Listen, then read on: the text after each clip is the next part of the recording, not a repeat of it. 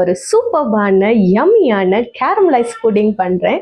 இந்த புட்டிங் ரொம்ப simple and quick. இதை டெசர்ட்டாகவும் யூஸ் பண்ணிக்கலாம். ப்ளஸ் அவங்க ஃப்ரெண்ட்ஸ் அண்ட் ஃபேமிலிஸ்க்கு இது ரொம்ப பிடிக்கும். புட்டிங் தான் யாருக்கு பிடிக்காது. ஸோ இந்த ரெசிபியை நீங்கள் நல்லா ட்ரை பண்ணி பாருங்கள். இந்த ரெசிபி பார்த்தீங்கன்னா நல்லா வாப்லியாக ஜெல்லி மாதிரி இருக்கும், வாப்லியாக இருக்கும்.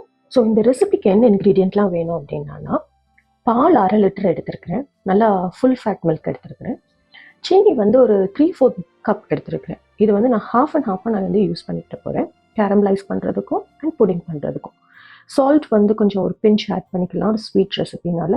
வெனிலா எசன்ஸ் வந்து ஒரு டேபிள் ஸ்பூன் எடுத்துருக்கிறேன். அண்ட் எக் வந்து 3. ஸோ இதான் இன்க்ரீடியன்ஸ். இதை வச்சு எப்படி நம்ம சூப்பராக ஒரு புட்டிங் வந்து அவன் இல்லாமல் பண்ணலான்னு பார்க்கலாம். ஸோ ஃபர்ஸ்ட் வந்து பாலை வந்து காய்ச்சிடலாம். நல்லா காய்ஞ்ச பிறகு நல்லா ஆற விடுவோம். ஸோ பால் வந்து ஃபஸ்ட் காயட்டும். பார்த்திங்கன்னா நல்லா பால் பொங்கிருச்சு. ஸோ நம்ம வந்து இதை வந்து நல்லா கூல் டவுன் பண்ணி விட்டுருவோம். ஒன்ஸ் கூல் டவுன் பண்ண உடனே அடுத்த ஸ்டெப் என்னன்னு பார்க்கலாம். ஸோ அது சைடில் ஆறிட்டு இருக்கிற டைமில் நான் வந்து இந்த மற்ற இன்க்ரீடியன்ட்ஸ் எப்படி பண்ணலான்னு பார்த்துடலாம். ஸோ ஃபர்ஸ்ட் வந்து இதுக்கு என்ன பண்ணணும்னா, ஃபர்ஸ்ட் நான் வந்து எக்கை வந்து கிராக் ஓப்பன் பண்ணிக்கிட்டேன்.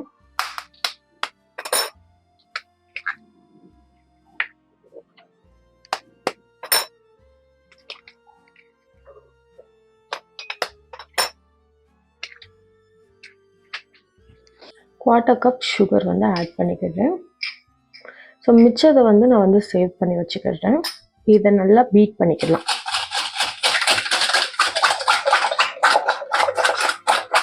பார்த்தீங்கன்னா நல்லா பீட் ஆகிடுச்சு.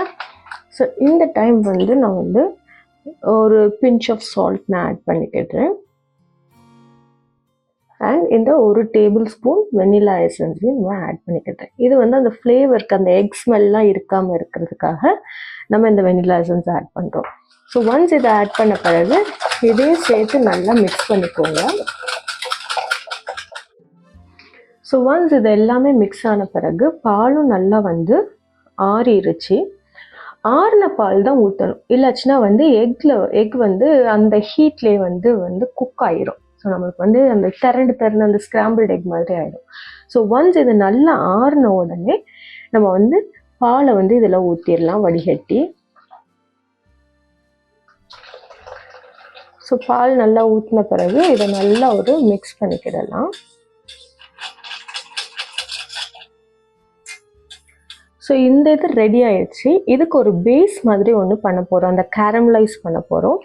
ஸோ இதுக்கு நான் என்ன பண்ணுறேன்னா, ஃபர்ஸ்ட் வந்து ஒரு ஸ்டவ்வில் நல்லா ஹெவி பாட்டம் பேனில் இந்த ரெஸ்ட் ஆஃப் த சுகரை நான் ஆட் பண்ணிக்கிட்டேன். ஸோ இது ஆட் பண்ணி இது வந்து நல்லா வந்து மெல்ட் ஆகட்டும் அந்த சுகரு.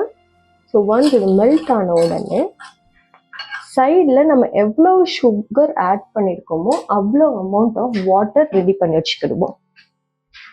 பார்த்தீங்கன்னா வந்து சுகர் வந்து மெல்ட் ஆகி உங்களுக்கு அந்த ப்ரௌன் கலரில் வந்து வருது. ஸோ இது ஒன்ஸ் எல்லாம் சுகர் மெல்ட் ஆன பிறகு நம்ம வந்து அடுப்பை வந்து ஆஃப் ஆக்கிடலாம். ஸோ இந்த டைமில் பார்த்தீங்கன்னா கொஞ்சம் ப்ரௌன் கலரில் ஆகுதுல்ல, அந்த டைமில் நான் வந்து இந்த ரெஸ்ட் ஆஃப் த வாட்டரை நான் வந்து ஆட் பண்ணிவிட்டு இதை ஆஃப் ஆக்கிடுறேன். ஆஃப் ஆக்கி நம்ம வந்து மிக்ஸ் பண்ணிகிட்டே இருப்போம். இதை ஆஃப் ஆக்கிட்டு கொஞ்சம் மிக்ஸ் பண்ணிகிட்டே இருப்போம். பார்த்தீங்கன்னா தெரியுதா, சுகர் வந்து சூப்பராக மெல்ட் ஆயிடுச்சு. ஸோ இந்த டைமில் நான் என்ன பண்ணுறேன், ஸோ இந்த டைமில் நான் வந்து ஒரு பட்டர் ஸ்கூப் ஆட் பண்ணிக்கிட்டேன். ஸோ இந்த பட்டர் வந்து மெல்ட் ஆகட்டும்.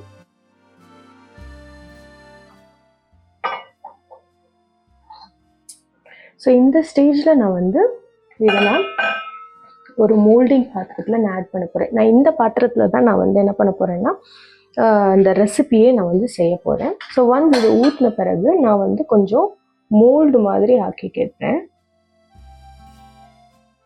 கொஞ்சம் பார்த்து பண்ணுங்க, இது ரொம்ப சூடாக இருக்கும். ஸோ கையிலெல்லாம் பட்டுருச்சுன்னா கை பொத்துரும். இந்த மிக்சர் இருக்குதுல்ல, இந்த எக் மிக்சரை வந்து இதில் ஊற்றிடலாம். ஸோ நான் இதை ஸ்டீம் பண்ணுறதுக்காக நான் வந்து ஒரு 1/4 கப் வாட்டர் ஆட் பண்ணிக்கிறேன். ஸோ 1/4 கப் வாட்டர் ஆட் பண்ண பிறகு இந்த மிக்சரை வந்து இதுக்குள்ளே வச்சிடலாம். வச்சுட்டு இதை நல்லா ஃபுல்லாக கவர் ஆகிற மாதிரி க்ளோஸ் பண்ணிடுங்க.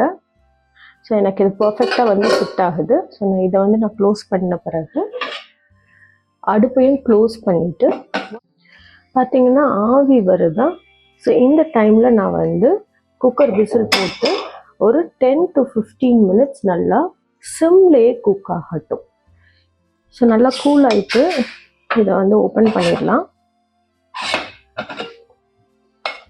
லிட்டை க்ளோஸ் பண்ணி தான் குக் பண்ணணும். பார்த்தீங்கன்னா நல்லா இந்த இது வந்து நல்லா வெளியே ஆறட்டும். நல்லா கூல் டவுன் ஆன உடனே அதுக்கப்புறம் நம்ம ரெஃப்ரிஜிரேட் பண்ணிடலாம். ஸோ பார்த்தீங்கன்னா ஒரு 4 to 5 hours கழிச்சு நல்லா ரெஃப்ரிஜிரேட் ஆகிட்டு பார்த்தீங்கன்னா நல்லா வாப்லியாக இருக்குதா. ஸோ இதை வந்து நம்ம வந்து இன்னொன்று பவுலில் நம்ம ட்ரான்ஸ்ஃபர் பண்ணிக்கிடலாம். ஸோ அப்போ தான் அந்த க்ரஸ்ட் உங்களுக்கு தெரியும்.